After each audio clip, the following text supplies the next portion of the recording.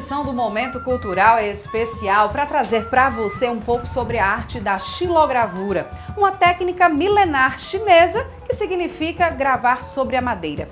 E aqui em Natal nós temos um expoente nessa arte, é o xilógrafo Eric Lima. Muito obrigada por nos receber. E para falar um pouco sobre esse trabalho, nós estamos aqui no ateliê do Eric para ele explicar um pouco para a gente sobre como é feito todo esse trabalho, que ele já realiza há 11 anos. Como é que foi que você começou tudo isso, Eric? Eu iniciei na xilogravura a partir de um espaço cultural aqui em Natal chamado Casa do Cordel. Eu sou filho de poeta, o meu pai é poeta cordelista e ele fundou um espaço aqui em Natal em 2007, chamado Casa do Cordel, um espaço dedicado à literatura de cordel. E como a xilogravura tem essa história com o cordel, eu já gostava de desenhar um pouco, de pintar, mas não conhecia a técnica da xilogravura e justamente por causa da história do cordel eu fui incentivado pelo meu pai e por outros poetas e poetisas a fazê-lo. E desde lá então venho fazendo as gravuras, eles começaram a utilizar nas capas dos cordéis, e desde lá a gente vem aprendendo e vem trabalhando com a xilogravura.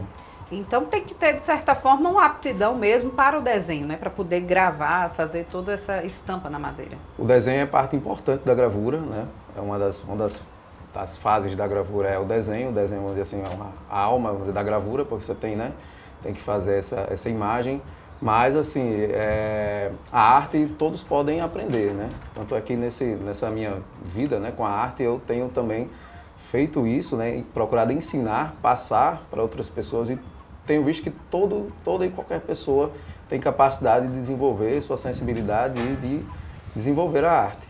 Certo, mas para quem está acompanhando a gente aqui agora, vamos explicar realmente como é que funciona, como é que começa todo esse trabalho. Você tem uma madeira crua, vamos dizer, uma madeira limpa, e aí como é que faz para começar esse desenho? Você desenha na própria madeira, desenha no papel, como é que é esse processo mesmo inicial para a arte em si? Bom, a xilogravura, vamos dizer assim, ela tem algumas fases para produzir uma gravura. Então a gente tem que fazer o desenho sobre uma placa de madeira. A gente utiliza diversas madeiras. Tem uma madeira muito mais utilizada, não só por mim, mas por muitos xilógrafos no Nordeste, que é a umburana, que é uma madeira típica do sertão. Uma madeira que aceita muito bem o corte, mas a gente usa outros tipos de madeira também, louro, cedro, inclusive o MDF, que não é um material mais atual, que substitui, inclusive para oficinas, para outras atividades. E então a gente faz... Essa daqui é qual? Essa é a umburana, certo? Que é essa madeira que nós gostamos muito de utilizar. Então a gente faz o desenho, como vocês estão vendo aqui nessa gravura, a gente pode fazer o desenho diretamente sobre a madeira ou passar o desenho, fazer o desenho no papel e passar para a madeira, certo? Depois de desenhado, a gente vai para a gravação. A gente chama de gravação, que geralmente as pessoas identificam como talhar, porque elas fazem relação com a talha. Mas a gente não chama talhar porque no caso aqui é uma gravura, então a gente chama gravar. Qual é essa diferença do entalhe de um trabalho em madeira para a xilogravura, para as pessoas não se confundirem mais? Pronto, a diferença de uma talha para uma gravura é que a gravura ela se presta a imprimir, a fazer impressões, então ela é plana. E a talha ela tem movimento, porque ela não serve para impressão.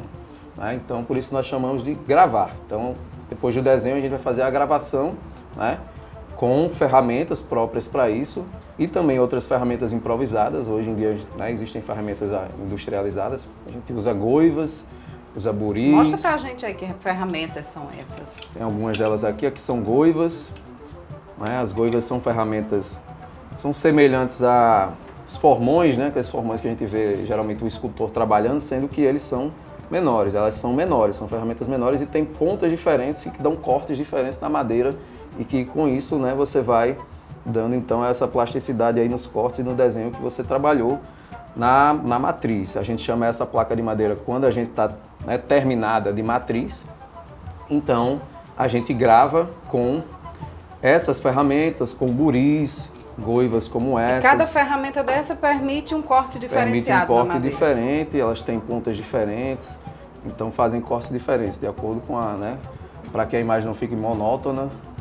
Suas influências são sempre nordestinas, pelo que a gente vê aqui estampado aqui nas paredes, enfim, das matrizes que você está mostrando aí pra gente.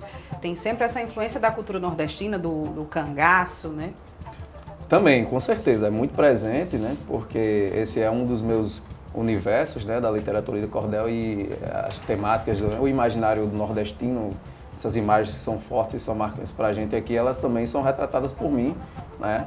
Porque eu também estou imerso nesse mundo do cordel, eu faço parte da Casa do Cordel também e com certeza retrato, mas também procuro retratar, né, o nosso lugar, nossa cidade, nosso estado, figuras, imagens, ícones, né, que nos lembram ou que estão, né, pessoalmente gravadas na minha memória, mas também a vida, né, uma visão crítica da sociedade, então também está presente nas minhas gravuras. E de materiais que você desenvolve, você falou sobre que começou isso muito por influência do seu pai, né, o cordelista Abaeté, que não falou o nome aqui mais especificamente, mas a gente reforça aqui, estampando, né, enfim, capas de cordéis, mas seu trabalho você aplica em várias situações. A gente está vendo aí estampado na sua camiseta também. Em que você aplica o material da xilogravura comercialmente, né? Bom, a xilogravura ela é uma técnica de artes visuais que, assim, ela tem uma vida independente, mas também ela também tem essa função, coisa mais fundida para a ilustração. Ela é muito conhecida por nós aqui para a ilustração do folhetos de cordel, né? Porque ficou na nossa memória, apesar de não ser as únicas, né? É apenas mais uma forma de ilustração de cordel, né? E o cordel, inclusive, não deixa de ser cordel se não tiver xilogravura. E a xilogravura também tem vida independente do cordel. Então a gente faz xilogravura como se faz uma tela, uma pintura, uma escultura, como é uma obra de arte, certo? Não necessariamente será para o emprego de ilustração, mas também a gente faz ilustrações, eu já fiz ilustração para livros, para peças publicitárias, de todo tipo de peça publicitária e a gente faz camisetas no nosso ateliê aqui, Bodega da Chilo, a gente produz camisetas exclusivas com as estampas, blocos de anotação, entre outras coisas. Você falou que a Casa do Cordel é um espaço onde o seu trabalho pode ser facilmente encontrado, mas você também participa de exposições, seu trabalho pode ser encontrado aí também. Com certeza, né? Eu faço parte da Casa do Cordel e permanentemente, além do meu ateliê, né, também podem ser encontradas, os trabalhos podem ser encontrados lá na Casa do Cordel e a gente também tem participado sempre de mostras, exposições, feiras e tem levado o nosso trabalho.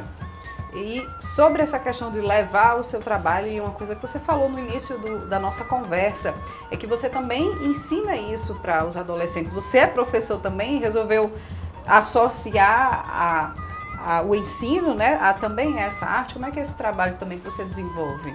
Com certeza, né? Além do trabalho, né, esse trabalho propriamente dito com a arte, né, de ilustração, eu também sou educador. Eu sou professor numa escola aqui em Natal, Escola Estadual Isabel Gondim, e também sou monitor de oficinas no CREAS de São Gonçalo do Amarante e tenho desenvolvido com adolescentes e com crianças e jovens essas oficinas de arte, oficinas de xilogravura. Tenho implantado então na escola e em São Gonçalo no CREAS oficinas e tem desenvolvido trabalhos muito bons, né? Além da gente trabalhar propriamente, né, a técnica para que essas crianças e esses adolescentes aprendam a técnica em si, mas a gente sempre está relacionando com o fazer pedagógico, né, para que eles possam aprender não só a arte, mas possam aprender sobre a sua história, a sua cultura, né, o seu lugar e possam desenvolver, né, uma parte importante da humanidade que é a sensibilidade, que a arte proporciona isso, né? E é uma forma também de perpetuar a xilogravura, com né, certeza, Eric? Com certeza, uma forma também de a gente, né, tá nessa busca permanente de pessoas que possam, né, se interessar pela arte, pela xilogravura e possam perpetuá-la. Evidentemente que você deve ter tudo aquilo que você vai aprender, você deve saber do que se trata, de onde veio, a história daquilo, e eu sempre, né, prezo por isso, mas a prática é muito importante, porque a gente aprende, sobretudo algo, né, a arte, né, então é algo em que as nossas mãos, a xilogravura, nossas mãos vão estar lá moldando de fato, transformando alguma coisa, que essa é a essência do ser humano, né, transformar uma capacidade que nós temos e que a gente esqueceu um pouco, mas de transformar a natureza, né, então você pegar um pedaço de madeira e transformar numa obra de arte. Então, a prática, para mim, é muito importante para você praticar. Então, com, né, as crianças e os adolescentes, a gente pratica, né, para que a gente possa desenvolver essas habilidades, né, que a gente tem dentro da gente e que estão ali adormecidas. Eric, e enquanto artista, enquanto xilógrafo, quais são os seus trabalhos preferidos, né? Você está falando aí que gosta muito de repassar essa questão de valorização da cultura, mas as paisagens aqui do estado, por exemplo, é uma coisa também que lhe inspira no trabalho? Com certeza o meu lugar, né? A minha memória está aqui e isso com certeza está gravado nas minhas xilogravuras, né? Então ela sempre está presente, né? Sempre está presente alguma imagem, algum ícone da nossa memória coletiva aqui do nosso lugar, do nosso estado, da nossa cidade, da nossa região. Com certeza está presente na minha arte. E em termos de reconhecimento de trabalho, para você que já tem 11 anos, né, se dedicando à xilogravura, seu trabalho também foi uma ilustração, né? Serviu como uma peça publicitária aí, por exemplo, do Google. Como é que foi esse processo aí? A arte, infelizmente, não é tão valorizada, né? Aqui na nossa cidade e no país, infelizmente. Né? Nós não temos um reconhecimento assim, para a arte, não só para quem faz xilogravura, mas para quem faz qualquer tipo de arte, inclusive para a gente, né? Mas, assim, com, né, essa insistência, a gente vem, né, levando o nosso trabalho e, com certeza, houveram né, reconhecimentos e trabalhos como esse, por exemplo, são importantíssimos, né, e fazem com que a gente se sinta valorizado e, né, Foi para estampar e ilustrar qual dia lá no... Quem abriu o endereço do Google no dia, viu o quê? Foi para qual dia? Foi para o dia do nordestino, né? 8 de outubro, e foi para a página, o Super G, eles chamam o Super G da página do Facebook, certo? Do perfil do Facebook. Certo.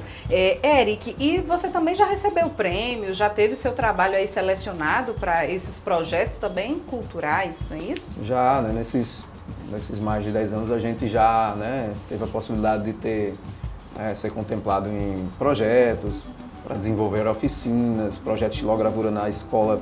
Por exemplo, a gente rodou o estado do Rio Grande do Norte algumas vezes aqui, em diversas escolas, né, ministrando oficinas de xilogravura para, né, espalhar essa arte. Então a gente foi, né, para os rincões aqui mais distantes aqui do nosso estado para ensinar xilogravura.